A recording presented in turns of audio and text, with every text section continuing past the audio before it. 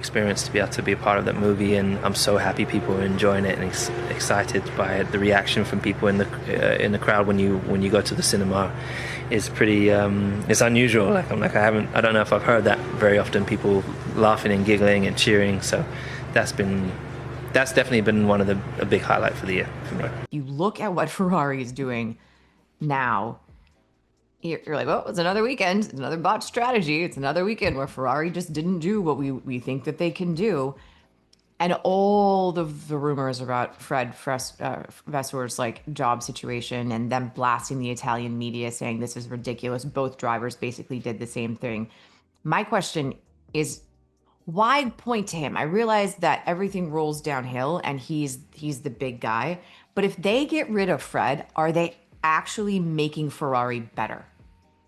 I don't think so. I think this is the issue they face. Is one, who do you replace him with?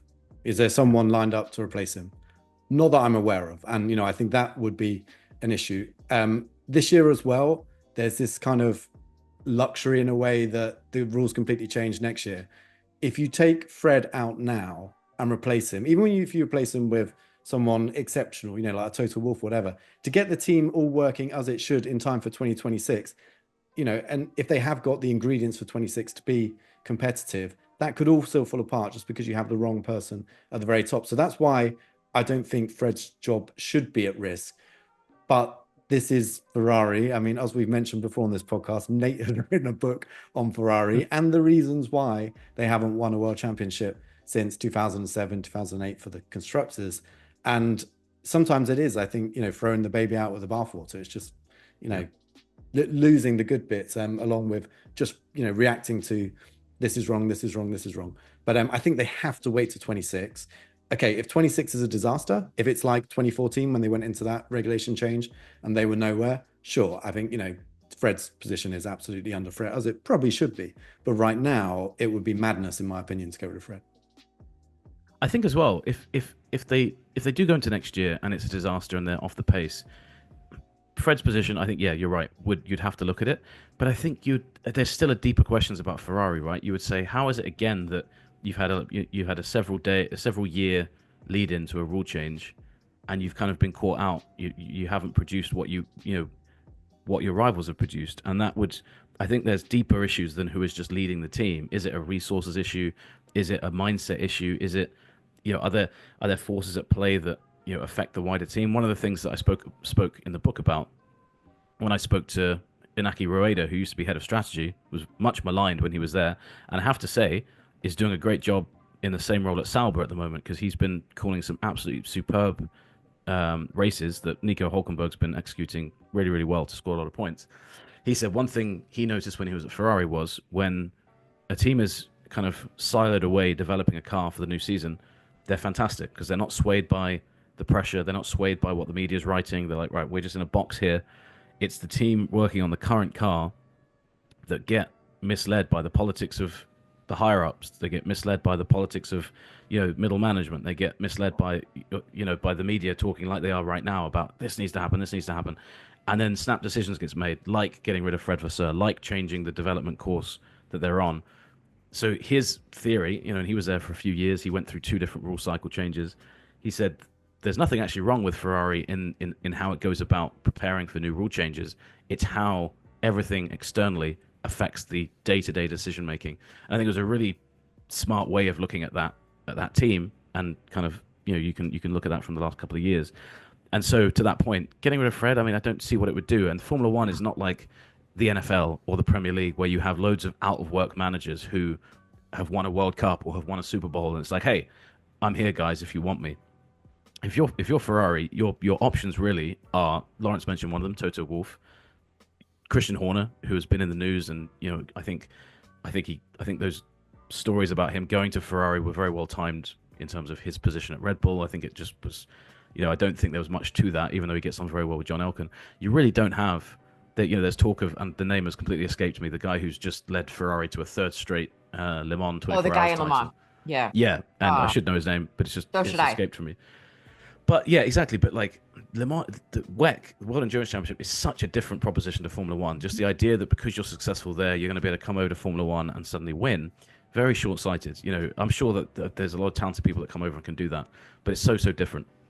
So yeah, I don't think there's an answer there. And the worry I have now is that all of this pressure will lead to Ferrari making snap decisions now, even if they keep Fred being kind of lent on a little bit to make decisions now about the car they're developing for the rest of the season, but also the car they're developing for 26, that they make purely because of this pressure that then has a negative impact next season.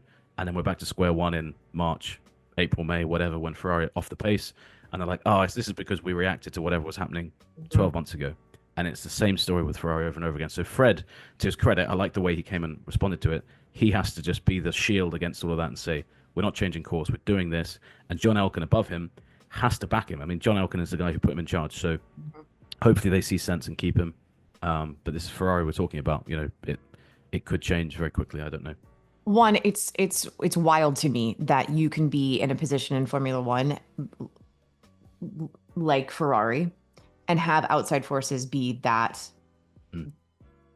influential.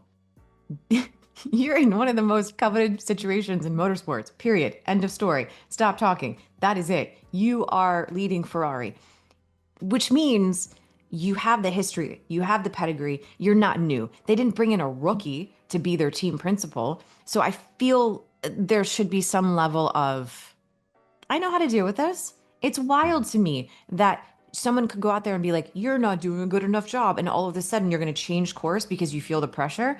In that position, you should be impervious to the pressure. So it's wild to me that that's even a conversation. But the big thing for me is if you're going to make a change, you have to make a change that makes you better. Getting rid of him now for a variety of reasons, but one of them being his relationship that he has with the drivers, you can't do that. You're not making the team better if you get rid of him. You are immediately making the team worse. If you want to bring in the wet guy, and we should know his name, but we can't remember it, and that's fine. But like, if you're going that to, says a lot as well, right? Like, right. He's not a name. He's not. But a if name you're going to bring him in and start, for lack of a better word, grooming him within the Formula One program, and maybe someday when Fred wants to step away, or you really legitimately do need to make a change, then you've got your guy in the position and he's been in the environment. But making that change now seems just asinine to me. Fred Vasseur was the hero of Maranello, who brought Lewis Hamilton in. The whole vibe around that team was so different. And I realized that, that's part of why the Italian media have turned against him so much, because the expectations were built so high. But, Fred is building something there over time. And I think really as well, you've got to look at the fundamental mistakes that they've made with this car. And the reasons why, the processes why they led that way. It seems like it's unable to run in its happy place in terms of, its ground, its ride height and getting the floor to work.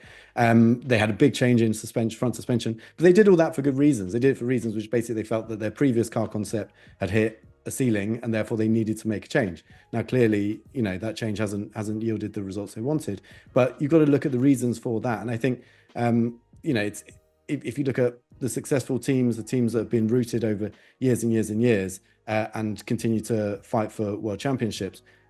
In the modern era, you got Mercedes with Toto Wolff at the top and very much a no blame culture over time, where if there are issues, then you look at the reasons for it and you do that rather than just going on a firing spree. And then you look at Red Bull. Christian Horner has been there since the moment Red Bull started up. They've had highs, Sebastian Vettel era of winning championships, lows, highs again with Max Verstappen. These things can turn around when you start to focus in on what the issues are. And then even if you look at McLaren right now, it's been built on stability. Zach Brown came in, started to look at, the various areas that he needed to find improvements. They cycled through a few team principals for sure. But when they found Andrea Stella, they realized this is a guy we need to back. This is a guy who's got the backing of the factory, of the engineering departments, also understands those engineering departments, could start to put things in the right place and then move forward. And now they're going to probably win both world championships this year. So that's, that's how you build success in F1. And I think, considering Fred's relatively short tenancy in that job, to get rid of him now would be madness. Lewis Hamilton has explained the issues he faced during a not spectacular Friday at the Austrian Grand Prix. with Ferrari teammate Charles Leclerc also suggesting that there is a lot of work to be done overnight.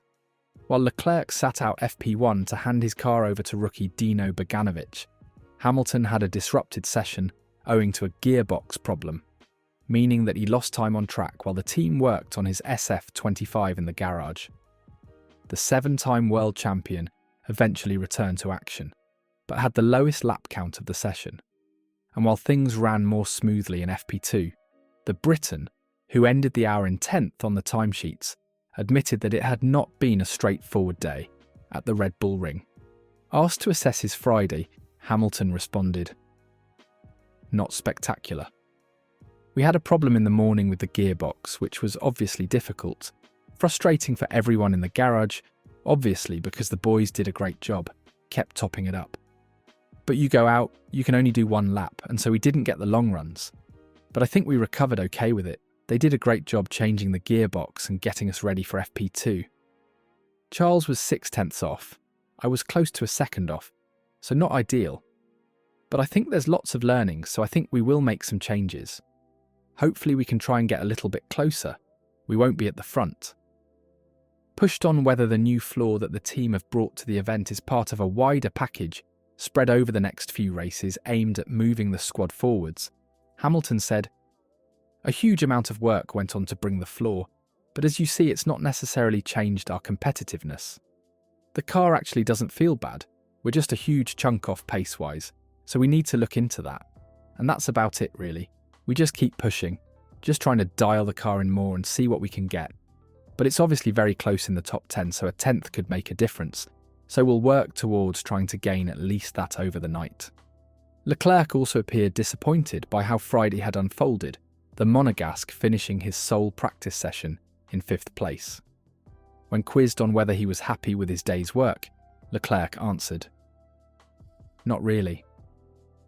FP1 didn't really compromise FP2. I felt kind of at ease on the track straight away, but not really at ease with the car and the way the car feels, so there's quite a bit of work to be done for tomorrow. It doesn't feel like the performance is quite there yet, but hopefully we will put everything together tomorrow and do a step forward, but there's quite a lot of work to be done tonight. Long run pace seems to be more positive.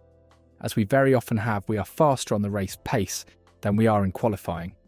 In qualifying, there's a lot of work to be done." Despite the difficulties on Friday, Leclerc remains confident that Ferrari's race pace can at least put them nearer to their rivals in theory. "Our race pace is very positive," the 8-time race winner commented. "We were, I would say, setting very similar lap times to the fastest guys, so that's good. But the problem is that we've seen recently that everything is so close, and as soon as you start P6, P7, then in the race it's extremely difficult to come back where you should be. So that's really our target, is to try and maximise qualifying. Whether we'll make it or not, I don't know, but there will be a lot of work tonight to try and maximise that." As for Beganovic, the F2 driver was delighted to experience FP1 at the wheel of the SF25, the 21-year-old admitting that he felt on it straight away. "It felt very good. It's always very nice to drive an F1 car," said Beganovic. "Doing an F1 weekend is obviously even more special, and on top of that, doing it in a Ferrari, even more special. It means a lot to me. This is my 6th year now in the Ferrari Driver Academy, so it's been a long journey, and here we are doing the steps towards my goal, which is to have an F1 seat one day, and doing these programs that we have in the academy really helps me to show myself, but also get a first taste of what it is."